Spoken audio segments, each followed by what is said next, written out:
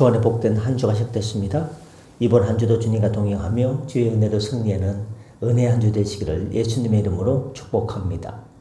오늘 월요일 새벽 하나님 말씀은 사무엘상 19장 2절 말씀을 중심으로 그리스도인의 선택의 기준은 관계가 아니라 공의입니다 라는 제목으로 말씀 은혜를 함께 나누고자 합니다.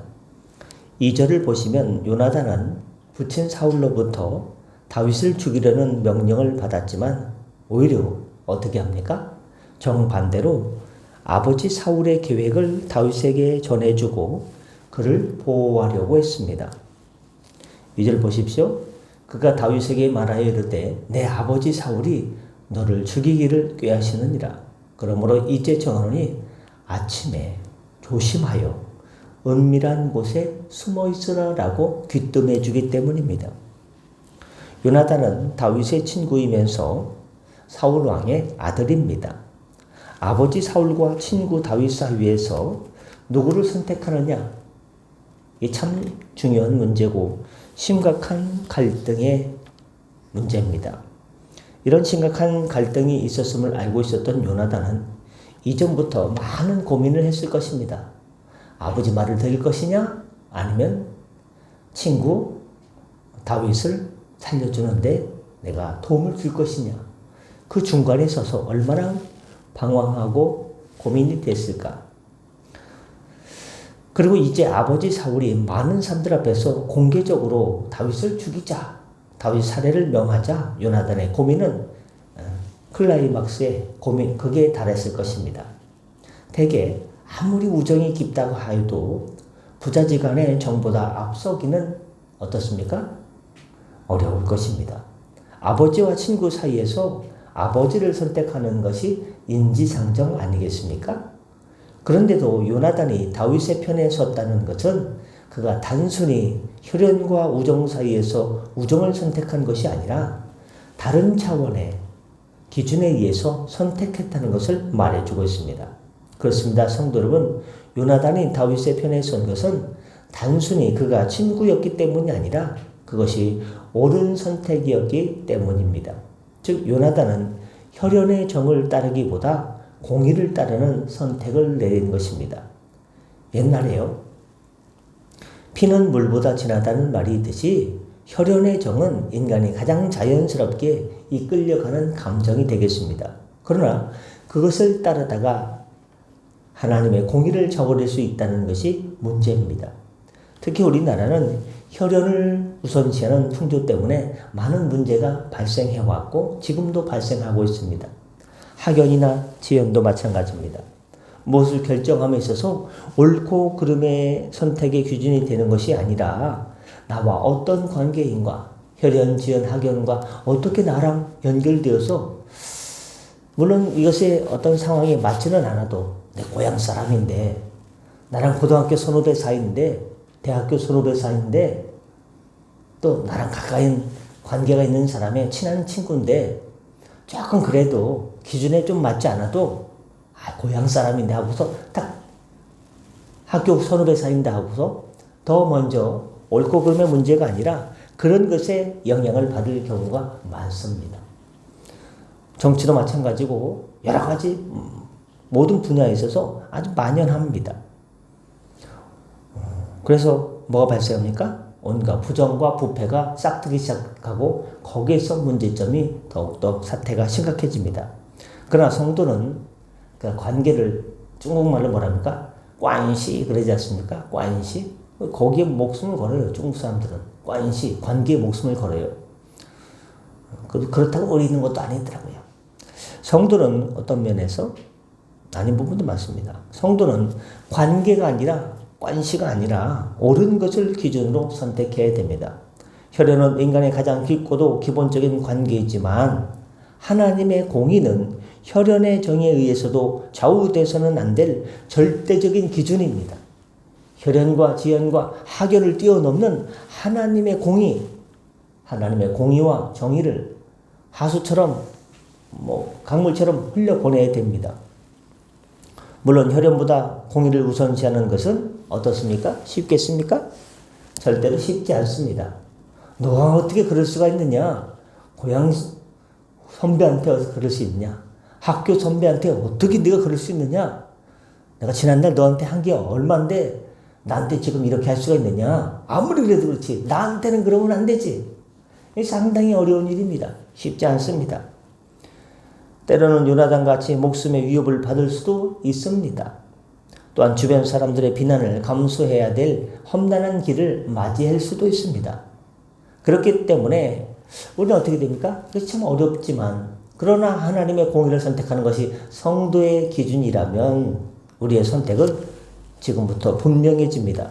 비록 그 길이 힘들고 어렵다 할지라도 요나단과 같이 공의의 길을 하나님께서 기뻐하는 길을 선택해야 됩니다. 쉽고 편안한 세상적인 방법이 있고 늘 해오던 일이 있습니다. 그러나 우리는 뭘 택해야 됩니까? 이 일을 내가 이렇게 하면 하나님께서 과연 기뻐하시겠는가? 하나님께서 잘했다, 착하고 충성된 종아, 내가 지극히 작은 일에 충성했으니 내가 더 큰 일에 너를 세워주리고 너를 이렇게 높여주리라, 내가 너를 사용하리라 하겠느냐? 여기에 우리가 관점을 두고 좀 손해를 보는 것 같아도, 좀 더딘 것 같아도 주님께서 원하시는 그 길을 선택하고 주님께서 원하시는 그 좁은 길을, 그 좁은 문을 들어가야 됩니다. 그러면 하나님께서 더 큰 것으로 예비해 놓고 계십니다. 여호와 이레 하나님. 요나가 다시 니느웨로 가라는 주님의 명령을 받고 배를 타고 갑니다. 근데 배를 타고 가기 전에 가기 싫었어요. 근데 마침 다시스로 가는 배를 만납니다. 도망가 빕니다. 그러자 큰 하나님께서 뭘 준비하십니까? 큰 바람을 준비하셨습니다. 큰 풍랑을 준비하셔서 하나님이 준비한 바람이 파도치게 하고 배가 뒤집어질 정도로 위협을 줍니다. 그러다가 이실직고 하죠. 제가 하나님 말씀을 어겼습니다. 저를 바다에 집어 던지십시오. 그래도 어떻게 사람을 바다에 던집니까? 다 지 탓입니다. 바다에 던집니다. 하나님께서 뭘 예비하셨습니까? 큰 물고기를 예비하셨습니다. 스왈로우, 집어삼키죠. 고생을 합니다. 뱃속에서, 큰 물고기 속에서 하늘의 하나님, 바다와 바람을 만드시고 천지 만물을 창조하신 하나님 아버지, 창조주 하나님을 부릅니다. 제가 죄를 잘못했습니다. 부르짖을 때 하나님의 그 기도가 하늘에 상달되게 됩니다. 그러니까 하나님이 어떻게 합니까? 물고기에 말하되, 와, 하나님께서 어떻게 합니까? 물고기에게 말하셨어요. 야, 너 그만 토해내라. 저는 그 부분이 참 신기하더라고요. 하나님께서 물고기에 말씀하시되 토해냈습니다. 그러니까 말을 듣습니다. 그러면서 어떻게 합니까? 하루 동안에 그 사흘길 거리 되는 거를 이렇게 사흘 하루 동안에 가면서 또 이렇게 전합니다. 회개하지 않으면 망한다. 전했죠. 그랬더니 그 소식이 임금님 귀에 들리게 됩니다. 임금님이 금식하며 죄를 뒤집어 쓰고 가축에게도 마찬가지고 회개합니다. 그때 하나님께서 징계하려는 뜻을 돌이키십니다. 하나님은 사랑의 하나님이에요. 뜻을 돌이키세요. 아무리 큰 죄가 대단하다 할지라도 하나님께서 진노의 계획을 세웠다 할지라도 회개하고 회개하면 하나님께서 뜻을 돌이키시는 사랑의 죄임이에요. 우리 하나님께서 어떤 것에 마음이 약하느냐? 옛날에 남자는 여자의 눈물에 약하다. 뭐 반대로 할까요? 여자는 남자의 눈물에 약하다? 근데 하나님께서는 뭐에 약해요? 우리의 회개에 그렇게 약하신 분이에요. 하나님께서 뜻을 돌이키사 용서하십니다. 그랬더니 요나가 자기를 위해서 초막을 짓고서 그 지역이 어떻게 망하나 보자 하고서 있는데 하나님께서 뭘 준비합니까? 그에게 박넝쿨을 예비하십니다. 시원하다. 자, 죽는 꼴로 한번 보자 했는데 죽지 않습니다. 벌이 내리지 않습니다. 근데 하나님께서 그 다음에 뭘 준비합니까? 그 다음 절에는 하나님께서 벌레를 예비하사, 벌레도 예비하세요. 하나님께서 벌레야 너 골로 가라 하고 명령하신 겁니다. 그래 뭘까? 벌레로 하여금 예비하니까 벌레가 막 삭삭삭 갉아먹습니다. 박넝쿨이고 뭐고 다 갉아먹으니까 더워가지고 죽겠으니까 그냥 성질 나옵니다. 날 죽여줬소. 아주 그냥 성질이 요나가 대단합니다. 야, 너는 한낱 그 박넝쿨 갉아먹은 것 때문에 그것 때문에 널 죽여달라고 하느냐? 내가 너를 아껴가지고 박넝쿨도 예비했거늘 너가 나한테 그럴 수 있느냐? 이 도시에는 좌우를 분별치 못하는 소심 13만인가요? 하여튼 수십만의 사람들이 있다. 그리고 하나님께서 그 말씀, 다음 말씀에 저는 참 감동적이었어요. 뭐라고 하느냐? 좌우를 분별치 못하는 많은 사람들도 있고 그 다음에 가축도 많지 않느냐. 와, 하나님께서 사람만 보겠습니다. 사람만 되게 중요시 여기고 하나님께서 거기에만 관심이 있는 자더니요. 뭐라고 하시냐? 요나서 4장 10절에 보면 하룻밤에 났다가 하룻밤에 말라버린 이 박넝쿨을 내가 아꼈거든. 11절에 주님께서 말씀하십니다. 하물며 이 큰 성읍 니느웨는 좌우를 분별하지 못하는 자가 12만 명이요. 그 다음 저는 감동을 받았어요. 뭐라고요? 가축도 많이 있나니 가축 죽는 거에 대해서 하나님께서 마음 아파하신다?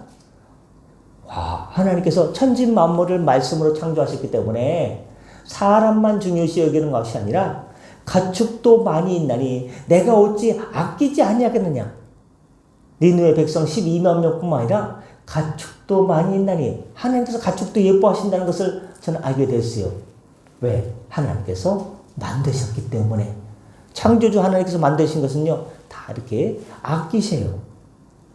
그러므로 어떻습니까? 뱀은 좀 안 아낄 것 같아요. 사단의 상징이기 때문에 사단의 상징을 볼 때는 미워하시고 대적하시고 멸하시죠.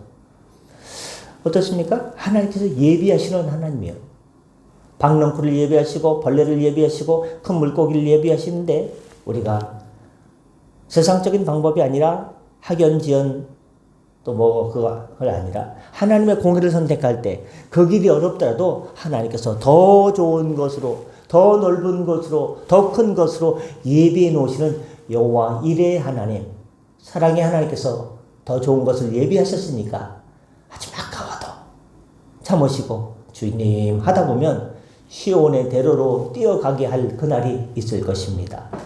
말씀하시고자 합니다. 이 땅의 모든 사람들이 편안한 불의의 길을 선택할지라도 성도된 우리는 공의의 길을 걸어가야 됩니다. 하나님 보시기에 아름다움이냐 하나님 보시기에 공의로운 길이냐 이것이 우리가 선택하는 척도 기준이 되어야 됩니다. 스탠다드. 그것이 바로 진정한 그리스도인의 모습이 아닐까요? 날이 갈수록 혼탁해지는 세상에서 마태복음 5장 13절부터 16절에 주님께서 어떻게 살라고 명령하십니다. 공의의 길을 살라고. 그 길은 뭡니까? 세상의 빛과 소금이 될 것을 명령하십니다. 이 명령을 하사받은 우리는 바로 그리스도인들만이 이 땅의 희망임을 알고 힘들어도 믿음을 선택하시길 바랍니다. 그리스도인들이 먼저 공의를 세상 사람들 다 이렇게 살아요. 아파트 계약서 쓸 때 세금 덜 내려고 다운 계약서 다 써요. 뭐 유난 떨 필요 있어요? 돈 누가 줘요? 물질 주님께서 주십니다. 생명 주님께서 주십니다. 모든 거 주님께서 우리에게 주시는데 그 조금 맡기려고 하다가 더 큰 거 잃어버립니다. 소탐 대실, 신앙의 소탐 대실 하지 마시고 믿음의 소탐 대실 하지 마시고 주님 붙잡으면 주님께서 더 큰 것으로 예비해 놓은 여호와 이레의 하나님 기억하셔서 이 땅에 공법이 물같이 정의가 하수같이 흐르는 날이 오게 될 것을 아모스 5장 24절 말씀을 기억하시고 주님 세상 사람들이 다 그 길로 간다 할지라도 다 큰 길로 가고 세상적인 방법으로 가고 이득을 취하는 탐욕의 길로 간다 할지라도 저만큼은 그렇게 살지 않게 하여 주옵소서.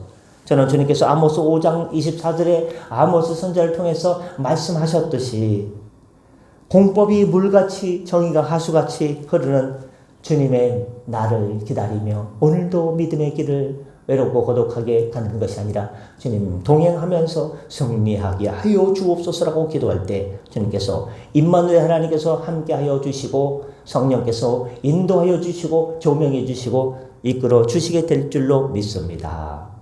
기도하겠습니다. 은혜 주님, 신명기 16장 20절 말씀을 기억합니다. 너는 마땅히 공의만 쫓으라. 그리하면 내가 살겠고 내 하나님 여호와께서 내게 주시는 땅을 얻게 된다고 말씀해 주셨습니다. 약속해 주셨습니다. 우리가 하나님의 공의를 따라가면 그 길이 손해보는 것이 아니라 하나님께서 우리에게 약속해 주시기를 내가 살겠고 하나님 우리가 산다고 했습니다.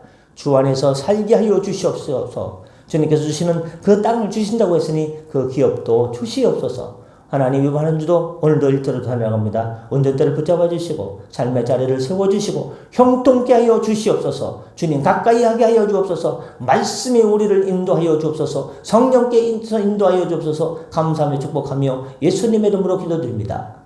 아멘. 다 같이 저를 기도하시고 편하게 들어가시겠습니다.